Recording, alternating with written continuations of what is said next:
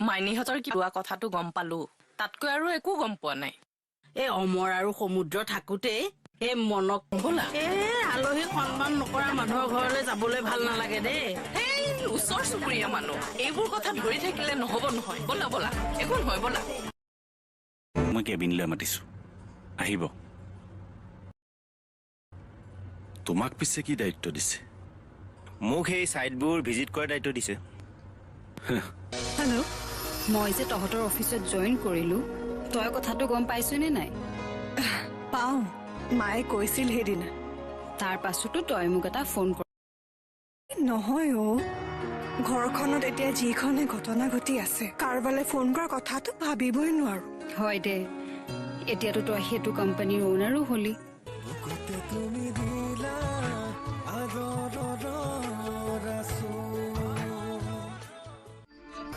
মই যে তহঁতৰ অফিচত জইন কৰিলো, তই কথাটো গম পাইছনে নাই?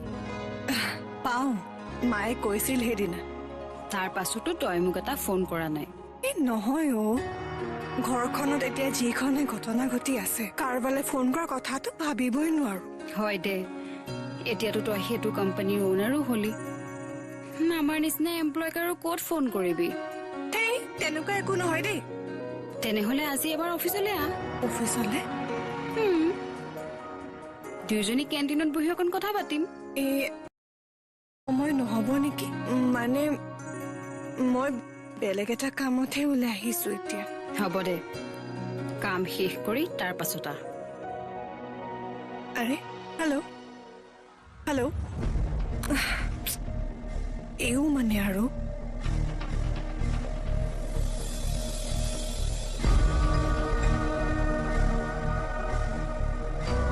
क्या ये इतना लाभ होंगे? जब आप कुंडलियां प्रेडिक्ट करने तक पहुंचोगे ना, तब आपको समझ आ जाएगी। और कुंडलियां प्रेडिक्ट करने से पहले हम एक थोड़ा सा और अभ्यास करवाते हैं, उसमें आपको बताया जाता है कि अब आप इसको डिफाइन कीजिए, इसको प्रेडिक्ट कीजिए, यदि ऐसा हो तो कैसी सिचुएशन होगी।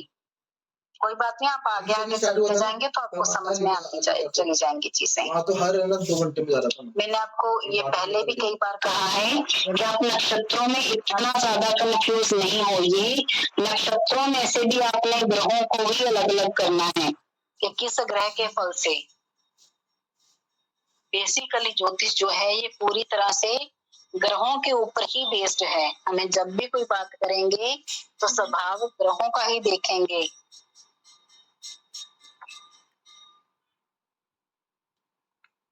ठीक है ना? हाँ, केतु लिखिए।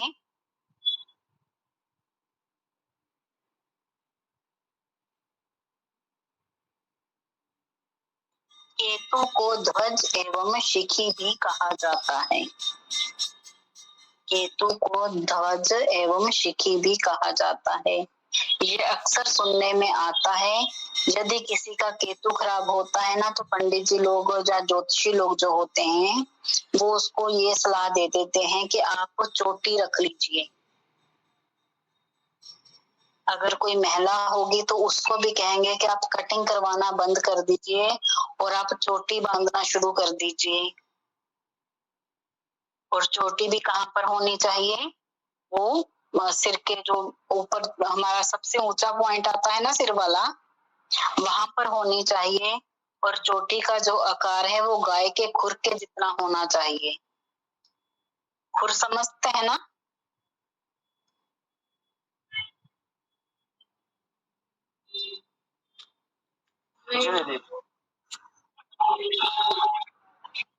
जी ठीक है। इसके अलावा एक और उपाय केतु की शांति के लिए करवाया जाता है। जातक से ऐसा कहा जाता है कि आप अपने घर की दक्षिण दिशा में केतु का झंडा लगा दीजिए। ठीक है, मतलब केतु की दक्षिण दिशा है।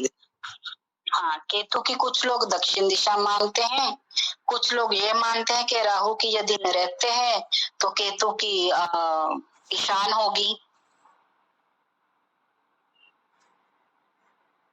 आचार्यों का अलग अलग मत है, पर लेकिन क्योंकि कुजवत केतु कहा जाता है तो मंगल की दिशा जो होती है वो दक्षिण होती है, इसलिए वहां पर इसका झंडा लगा देने से इंसान का केतु भी शांत होता है और जातक को मंगल के प्रभाव भी अच्छे मिलने लगते हैं। यदि यही झंडा हम नैऋत्य में उसमें ईशान में लगाते हैं, झंडा कोई भी झंडा हो, किसी भी रंग का हो, उससे कोई फर्क नहीं पड़ता, कोई भी झंडा है वो केतु है। यदि हम ईशान में झंडा लगाते हैं तो इससे क्या होता है कि गुरु जो है वो केतु का दमन कर देता है, केतु को शांत कर देता है। केतु का झंडा दक्षिण और ईशान दोनों दिशाओं में लगाया जा सकता है। अक्सर लोग जो ईशान की तरफ लगाते हैं वो पीले रंग का झंडा लगाते हैं, जो दक्षिण में लगाते हैं वो लाल रंग का झंडा लगाते हैं। ये जो आपको ऐसे छोटे छोटे उपाय बता देती हूँ, इनको नोट करके रख लिया करो, क्योंकि कभी कभी एट ए टाइम जब आप पूछते हो तब दिमाग में नहीं आती हैं चीजें। और ये भी आपको बता दूं कि कोई भी एक्स्ट्रा से आपको कोर्स, रेमेडियल कोर्स नहीं करवाया जा रहा है। ऐसे ही बातों बातों में जो रेमेडीज आ जाएंगी वही रेमेडीज आपको बताई जाएंगी। मैम साउथ डायरेक्शन में आपने लाल रंग का बोला ना? हाँ,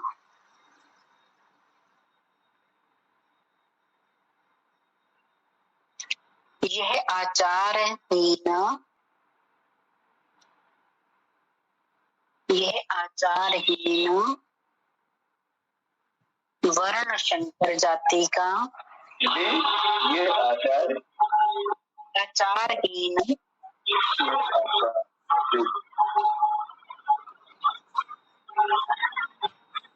यह आचारहीन वर्ण शंकर जाति का। शंकर जाति क्या है? शंकर जाति नहीं पता मुझे, ईशान भैया होंगे तो वो शायद बता पाएंगे। ईशान भैया आएंगे ना जिस दिन वो बता पाएंगे। ये गुड़ गुड़ सी बातें नहीं पता रहती, आप नोट करके रख लेना। वर्ण शंकर का मतलब वर्ण शंकर है। हाँ, पता नहीं, अब मुझे इसका एग्जैक्ट क्या आपको समझाना पड़ेगा, तो गलत समझाने से अच्छा है कि ईशान भैया की वेट कर ली जाए। दीदी वर्ण संकर वो होता है, जहाँ तक हमें पता है कि जैसे होता है कि आपको दूसरे कास्ट में मैरिज हो जाती है तो वहाँ से एक नए मतलब संकरित जो बच्चे होंगे उनके संतान होंगे। नीच जाति भैया जी, नीच जाति बोल सकते हैं? नहीं ऐसा नहीं बोल सकते, मतलब अंतर्जातीय विवाह जो हो रहे हैं ना, मतलब अपने वर्ण को छोड़ के, अपने समाज को छोड़ के दूसरे अंतर्जातीय विवाह होने लगे हैं आजकल। जी दीदी यही सही है जो भैया बता रहे। वर्ण संकर ऐसा कहलाएंगे शायद, ऐसा। दो जातियों में जो विवाह हुआ है, इंटरकास्ट मैरिज जैसे होती है ना वो। जी समझ गए। उत्पन्न संतान और संतान के अतिरिक्त विजातीय कन्या या विजातीय पुरुष द्वारा भी उत्पन्न संतान और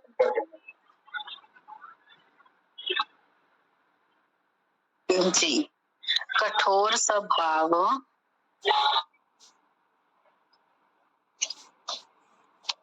कठोर स्वभाव, मलिन रूप,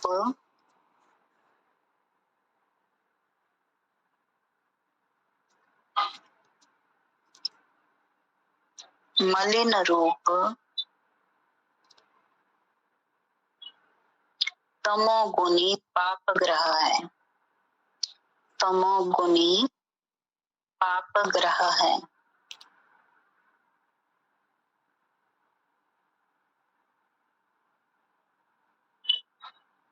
यह रहस्यमयी,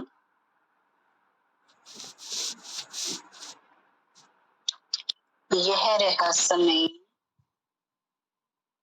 एवं गुप्त षड्यंत्रों के लिए प्रसिद्ध है।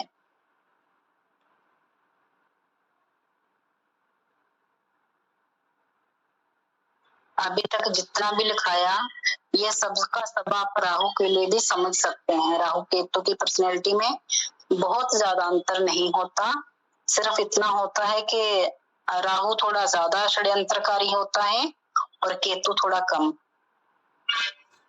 केतु में कुछ अच्छे गुण भी रहते हैं। ये जो ये तंत्र मंत्र लिखवाया ये राहु कराएगा? जी बिल्कुल करवाएगा।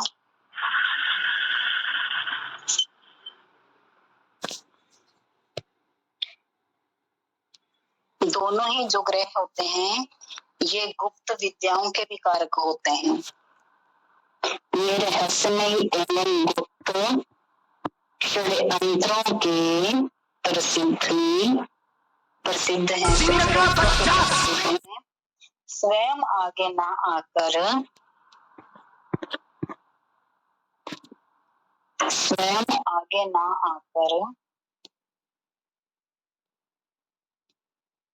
परोक्ष युक्तियों द्वारा स्वयं सामने ना आकर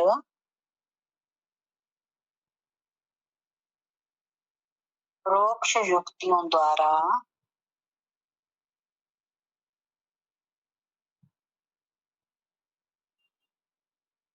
काम संवारना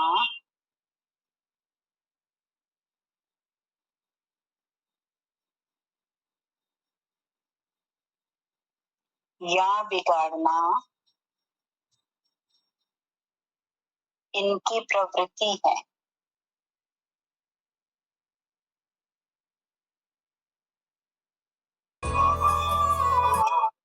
जैसे मुझे लगता है कि 3 इडियट मूवी सबने देखी होगी, यहाँ जितने भी बैठे हैं उसमें से आपको किसी को चतुर का कैरेक्टर याद है?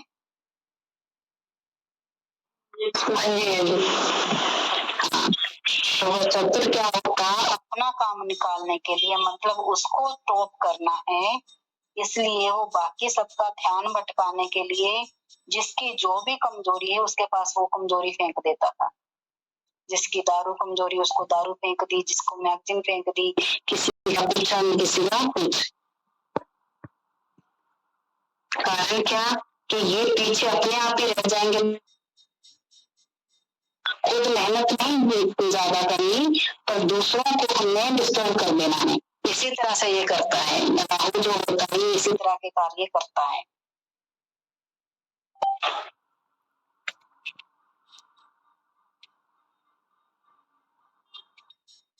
इसकी क्रियाएं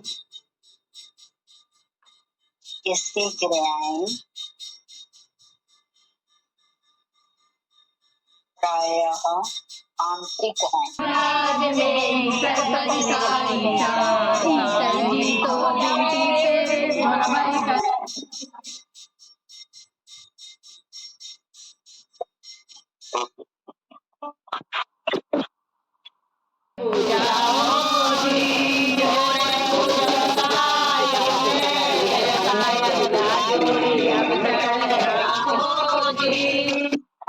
अन्य ग्रहों की तुलना में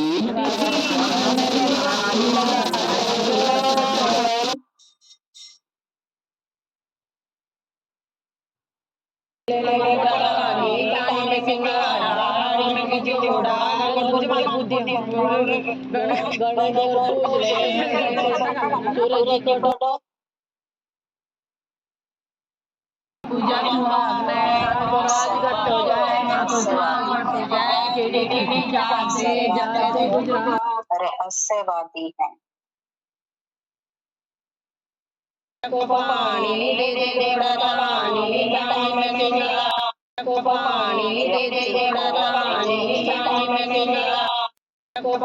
व्यक्ति को हृदयहीन, विश्वासघाती,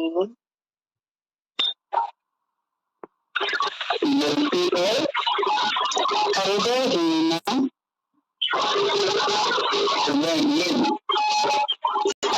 जिसको बेदिल बोल देते ना, किसी के ऊपर दया ना खाने वाला, तरस ना खाने वाला, इसको बोल रहे हैं ये तो बेदिल है।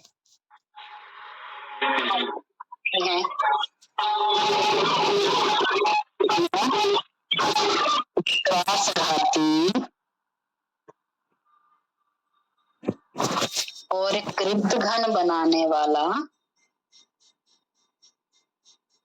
और कृतघ्न बनाने वाला। कृतघ्न को सब समझते हैं?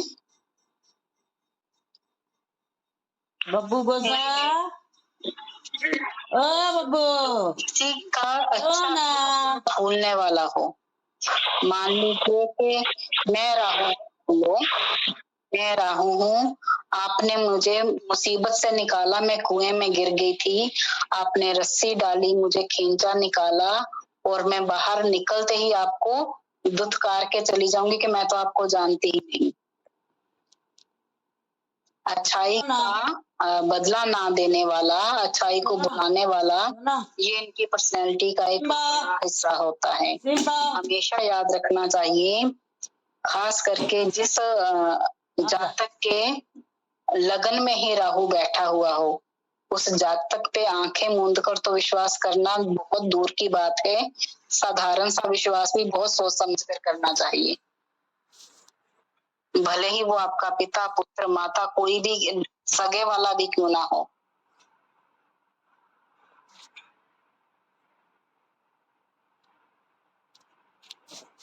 ये ग्रह अचानक और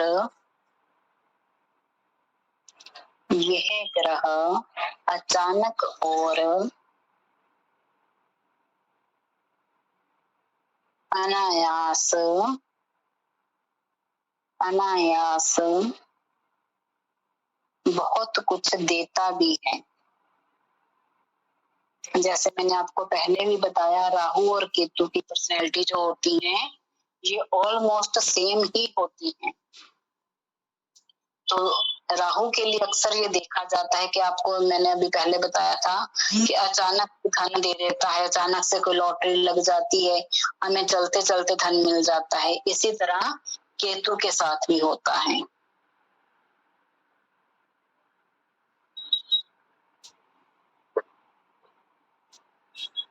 किंतु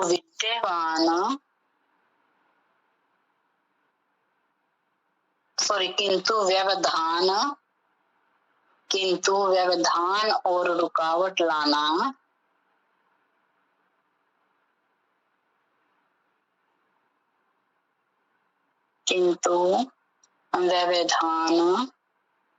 रुकावट लाना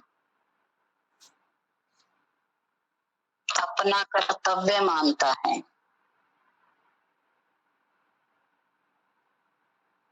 मतलब आपके बनते हुए काम को भी बिगाड़ देने से लगता है ये मेरा परम कर्तव्य है, मुझे ऐसा करना ही चाहिए। इसीलिए ये अक्सर कहा जाता है, जिनकी पत्रिका में काल सर्प दोष बन रहा हो, सारे के सारे ग्रह जो हैं वो राहु और केतु के अंतर्गत आ जाएं, तो जातक के जीवन में अड़चने कभी समाप्त ही नहीं होती। उसका कोई भी कार्य होगा, कभी कभी अक्सर ये देखने को आता है, खास करके जो काल सर्प से पीड़ित होते हैं, उनके काम 99% बन के फिर वापस एक पर आ जाते हैं। ये काल सर्प दोष क्या हुआ? जब अपनी पत्रिका के या किसी भी जो भी पत्रिका है, उस पत्रिका के सारे ग्रह राहु और केतु के अंतर्गत आ जाते हैं, कोई भी ग्रह उनसे बाहर नहीं होता है, तब ऐसी स्थिति उत्पन्न होती है जिसको काल सर्प दोष कहा जाता है। उनकी दृष्टि पड़ेगी वहां पे नहीं, मतलब कह लीजिए कि राहु और केतु जो है ना, ये बिल्कुल एक दूसरे के सामने 180 पर बैठते हैं, और सारे के सारे ग्रह हैं जो एक साइड की 180 पर रह जाएंगे, चाहे इस साइड पे चाहे उस साइड पे। मान लीजिए कि राहु लगन में बैठा है और केतु सप्तम में आ गया, सारे के सारे जो ग्रह हैं वो 2 से 6ठे भाव में या फिर 8 से 12वें भाव के अंदर आ गए, कोई भी उससे बाहर नहीं गया। दोनों में से किसी एक ही साइड पर बाकी सारे ग्रह आ गए तो ऐसे सिचुएशन में काल सर्प दोष माना जाता है।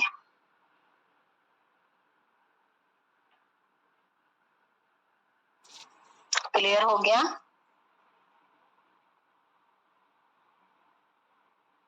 मतलब कि मैम जो 1 से 12 हाउस है तो उसमें आप बोल रही हैं कि फर्स्ट से अगर वहां पे राहु है एंड 7th में आपने बोला केतु। ये ऐसा कहीं भी किसी भी भाव में मान सकते हैं, मैंने सिर्फ एग्जांपल के लिए आपको ऐसा बोला है। मैम एक फोटो के साथ। हाँ, आपको काल सर्प के फोटो के साथ चाहिए? ये तो जब आपको पूरा काल सर्प बताया जाएगा ना, क्योंकि इसके परिहार भी होते हैं। जैसे मंगल दोष भी आपको मैं इतना इजीली नहीं बताऊंगी क्योंकि उसके परिहार भी होते हैं। आपने ये देख लिया कि इस स्थान पर होने से मांगलिक हो जाता है जातक, आप तो रोज एक आधे लोग जो है वो मांगलिक बना दोगे, क्योंकि एक परिस्थिति ऐसी आती है कि जो मांगलिक दोष बनता ही बनता है, रोज बनता है। तो इस तरह से उसके परिहार भी होते हैं। तो मैं एग्जैक्ट नहीं बताती आज, क्योंकि ये टॉपिक चला इसलिए आपको बताती हूँ। आप कहीं पर भी कोई एक भाव का नाम बोलिए। मैम मैं फर्स्ट हाउस लेती हूँ फिर से। तो फिर फर्स्ट पे तो एग्जाम्पल मैंने दे ही दी, अब किसी और का ले ताकि आपको समझ आ जाए। फोर्थ लेती हूँ मैम। मान लीजिए आपने 4th हाउस कहा, तो 4th में राहु या केतु बैठा है तो 10th में दूसरा ऑपोजिट आ जाएगा। एक राहु है जो मान लीजिए 4th हाउस में बैठा है तो 10th में केतु आ जाएगा। यदि 10th में राहु है तो 4th में केतु आ जाएगा। अगर बाकी सारे ग्रह जो बचे हुए हैं वो 5th से 9 के बीच आ जाए, अच्छा ठीक है, तो मान लीजिए काल सर्प दोष है। या 5th और 9 के बीच एक भी ग्रह नहीं आए, बाकी सारे के सारे जो ग्रह हैं वो 3rd से 11th के बीच में चले जाएं। मतलब राहु और केतु के एक साइड पे ही सारे के सारे ग्रह आ जाएं तो हमें मान लेना चाहिए कि ये काल सर्प दोष है।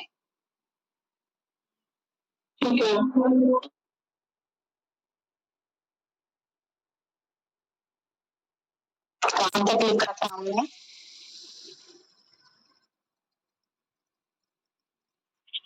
अपना कर्तव्य मानता है। अचानक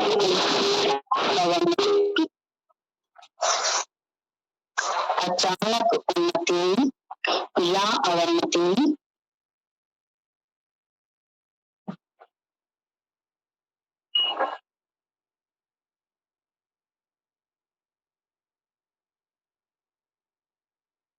दुर्घटना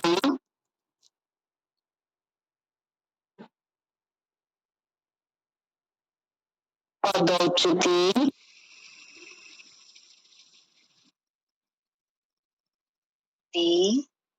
इसका संधि विशेष करें तो पद में उच्चति, पद उच्चति, अपमान पदोच्चति,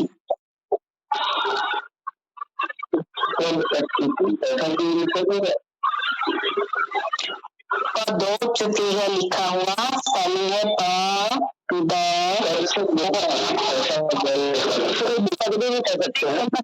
पद में उच्च स्तर प्राप्त करना।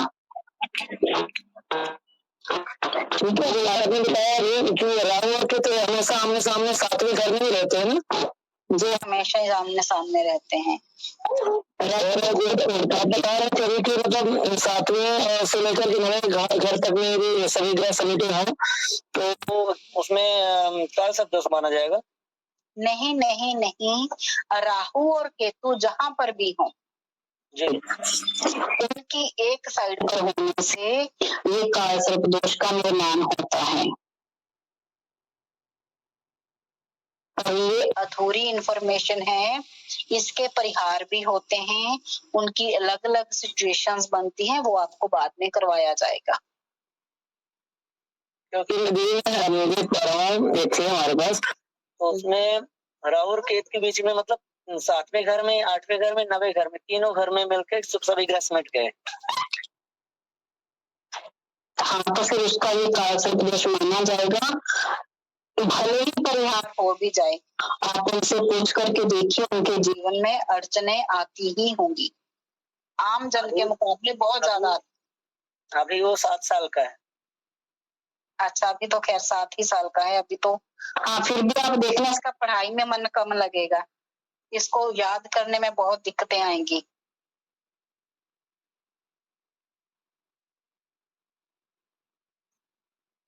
इसके परिवार क्या क्या होंगे दीदी? वो बाद में कराया जाएगा, बड़ा टॉपिक है ना, बीच में नहीं ला सकते किसी को। जैसे कंटिन्यूअसली चलेंगी चीजें सिस्टमेटिकली, वैसे ही हम आगे चलते चले जाएंगे।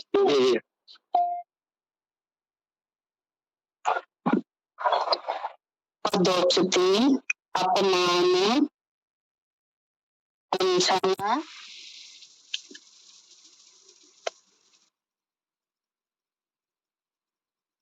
आर्थिक तंगी,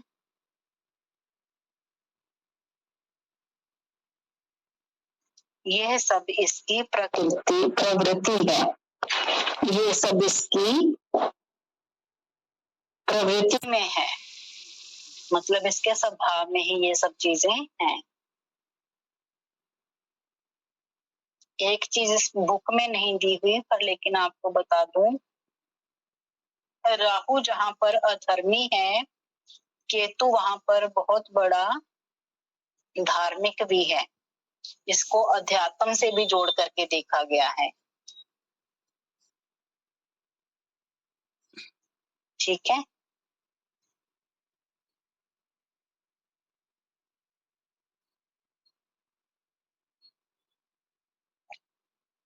आज का विषय यहीं पर हम समाप्त करते हैं। अभी थोड़ा टाइम रह गया है, 5-7 मिनट ही, तो पुण्य नहीं लेते। आज ही के विषय में यदि कुछ पूछना है तो वो पूछ लीजिए, फिर कल से नया सब्जेक्ट शुरू कर। अभी आपको से मैंने डेमो लिया था, एक एक जन करके बोलिएगा। चांदनी से मैंने एक डेमो लिया था ज्योतिष का ही, और उसमें ये भी बताया जा रहा था कि कोई काल सब्जेक्ट कोई नहीं होता है, ये भूल जाओ। आप बस ये देख लेना कि आप जिस किसी की पत्रिका में देखो, उसको पूछ कर देख लेना कि आपको इसके बुरे प्रभाव मिल रहे हैं या नहीं। यदि मिल रहे हैं तो काल सर्प दोष होता है, यदि नहीं मिल रहे हैं तो नहीं होता है। ये आपकी प्रैक्टिस आपको बता देगी। जी जी। हाँ जी अरुणा जी, ये क्वेश्चन ये था, जैसे अभी हमने बताया कि वन जाति से है केतु, तो एक तो ये हुआ कि जैसे जो लव मैरिज वगैरह होती है या फिर इंटरकास्ट शादी होती है, फिर केतु ही कराएगा। ये राहु भी करवाता है। सिर्फ इतना ही नहीं, इंटरकास्ट नहीं, ये अलग अलग धर्मों में भी करवा देगा। इवन के राहु तो धर्म परिवर्तित भी करवा देता है। तो ज्यादा बुरा फिर राहु हुआ। ज्यादा बुरा राहु, मैंने पहले कहा कि केतु से ज्यादा बुरा राहु है। हाँ जी, क्योंकि केतु थोड़ा धार्मिक भी है, फिर भी थोड़ा कुछ दया कर लेता है, और राहु तो जब आता है तो बस फिर अपना पूरी बुद्धि लगा के जाता है। ठीक है, आगे शायद शरण्या जी हैं या श्वेता माँ, सर मुझे ऐसा दिखाई दे रही है जी। अब आपने लिस्ट एक लाइन बोला, यहाँ बहुत अधर्मी है, क्योंकि यहाँ पे बहुत धर्मी है, लेकिन धर्मी है। तो मैम ये तो एक ही आदमी के मतलब अंदर होगा ना, मतलब उसके टिप्पण में तो राहु केतु दोनों होगा ना। हाँ, पत्रिका मतलब टिप्पण मतलब पत्रिका में, हाँ दोनों ही, तो एक ही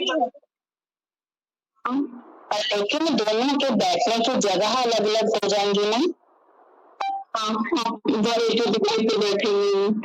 जब जगह अलग अलग होंगी, घर अलग अलग होंगे। जैसे मैंने आपको पहले ही कहा कि पत्रिका में हम ग्रहों को इस तरह से रिलेट करते हैं कि कौन सा ग्रह किस हाउस में बैठा है। हाउस के फलों के अकॉर्डिंग से उस ग्रह के फल दिए जाते हैं। अब उन दोनों पे ही हाउस अलग अलग हो गए। अब उन दोनों की दृष्टि जो है वो अलग अलग हाउसेस पे जाना शुरू हो गई, तो सब उसी के अकॉर्डिंग फल देंगे। कुछ समझ नहीं आ रही। ऐसा मान लीजिए, फिर से हम स्थिति ले लेते हैं। लगन में राहु बैठा है, सप्तम में केतु बैठा है। लगन में बैठा हुआ राहु पंचम और नवम हाउस को देखेगा, जबकि केतु जो होगा वो सप्तम के अलावा पहले तो देखेगा 11th हाउस को, फिफ्थ दृष्टि से 7 8 9 10 11, ठीक है। 11th हाउस को देखेगा, फिर 12 1 2 3, फिर तीसरे हाउस को देखेगा नवम दृष्टि से। अब ये जो हाउस होंगे ये किस किस काम में आएंगे, उन्हीं के अकॉर्डिंग जो अपने अपने फल देंगे।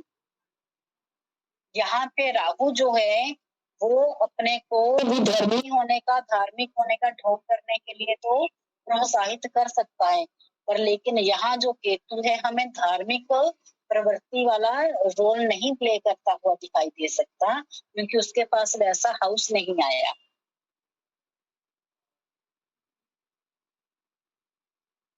समझ में आया या नहीं? ये तो मैं ऐसे सोच रही हूँ, आप बोलिए। जैसे तो फिर जिस घर में बैठा है, जैसे अभी आपने एग्जाम्पल दिया था पर्सनालिटी का, तो वहाँ पे वो उसकी पर्सनालिटी डिफरेंट होगी, और 7th हाउस में जहाँ बैठा है तो वहाँ पे फिर जो भी आप बताएंगे तो वो वैसा बिहेव करेगा फिर। हाँ, तो एक ही आदमी में फिर 2 क्वालिटी होगी ना मैम, ऐसे आप खुद अपने आप को ही देख लो कि आप सिर्फ एक ही क्वालिटी की हैं। नहीं मैम, अलग अलग जगह पे फिर बिल्कुल, बस इसी तरह से ग्रहों का होता है। जैसे मान लीजिए आप अपने टिगर गई हैं, हाँ, तो आप वहाँ पे जाके कुछ ज्यादा ही खुश हो जाएंगी, मस्ती मजाक करेंगी, आपकी ड्रेसिंग जो है वो भी शायद चेंज हो जाए टिगर में जाने के बाद।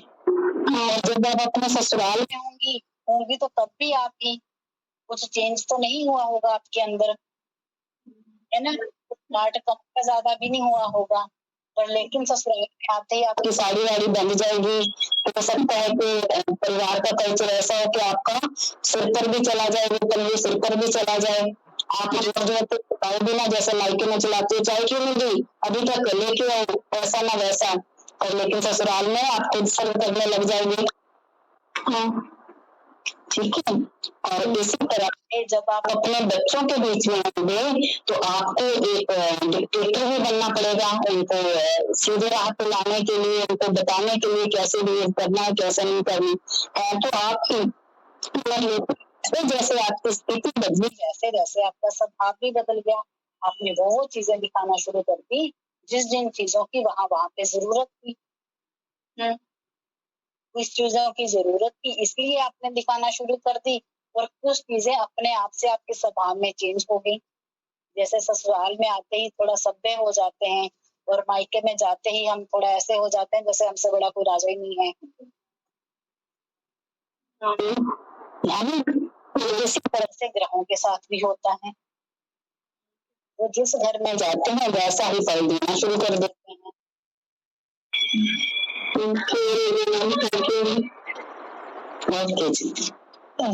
शंकर जाति का फिर क्या अर्थ बताया यहाँ पर?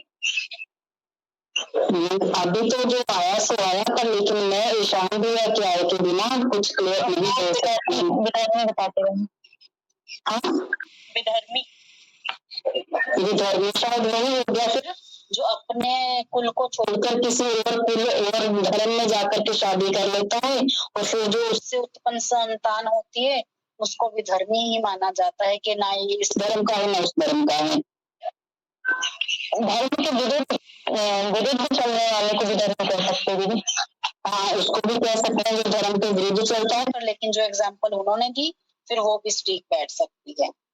हाँ, क्योंकि सेम ही हो गया ना, वो अपने धर्म में शादी ना करके दूसरे में शादी कर रहा है। हाँ, वो भी, और अपने धर्म को ना मानने वाला वो भी, तो दोनों ही तरह से नियमों को तोड़ने वाला तो भी धर्मी कहलाता है।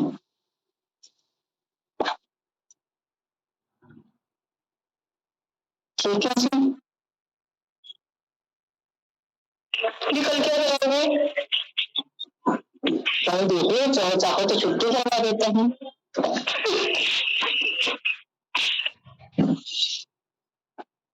हाँ जी, संडे तो खुद ही छुट्टी रहती है।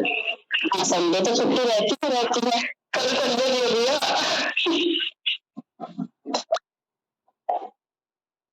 क्योंकि मैं तो यहाँ आके देखूंगी कि क्या करवाना है। अब यदि आप पहले ही पूछ रहे हो तो आप बता दो क्या करवाना है।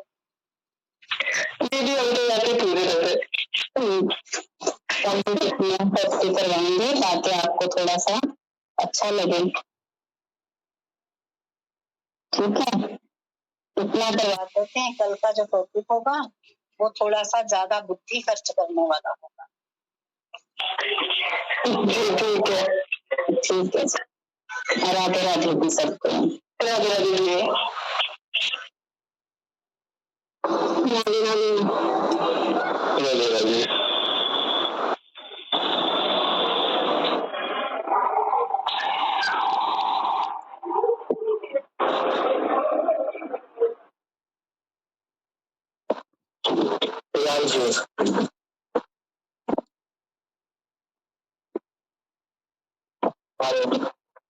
बेटा दीदी